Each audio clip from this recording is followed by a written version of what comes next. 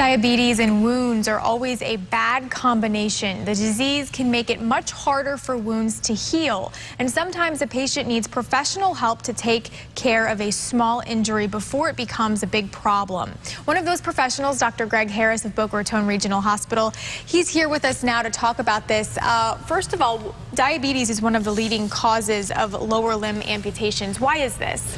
Well, there's two issues. There's neuropathy, where they have numbness in their feet. So if they step on a piece of glass or a tack, they may not know it till it gets infected. A lot of times they'll come in the office, and the only reason they came in was because they saw some blood on the floor and didn't know what was going on. But the bigger issue, as far as amputation, is circulation. They get hardening of the arteries in the larger vessels of the leg and the feet, but also the small vessels in the toes, the capillaries. Those close down too. And when that happens, wounds won't heal sometimes, or they can get gangrene or go on to amputation.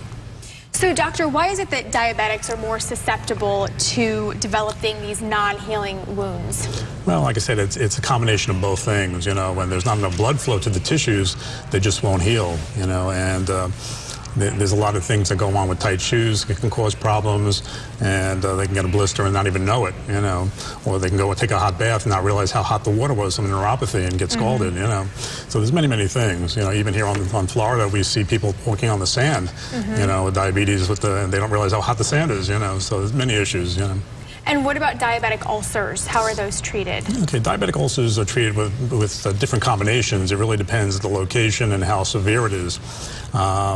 When the wound has an infection, obviously, the first thing we need to do is deal with antibiotics. If it's superficial, we can do oral antibiotics. If it's deeper or it's down towards bone, then we need to get infectious disease involved, and they may go on intravenous antibiotics.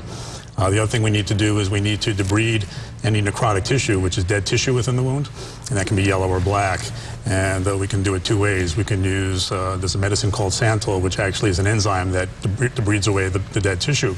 Sometimes we have to use a scalpel and actually, shave it out surgically, The most important thing is we need to offload. And when the wounds are on the bottom of the foot, we need to offload them with special shoes or inner soles to take the pressure off the ulcer.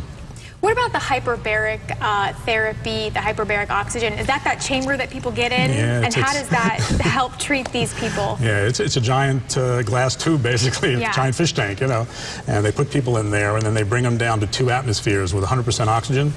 And what that does is it increases the oxygen into the blood and the cells and get down to the tissues that are involved. It also can fight some anaerobic bacteria that don't like oxygen. That'll help with that. And the other thing the chamber does also is it increases some blood flow. As far as the arteries, it can make new capillaries. Doctor, thank you so much for coming in and shedding some light on this issue. Boca Raton Regional Hospital sponsors our expert and underwrites our Ask the Doctor feature.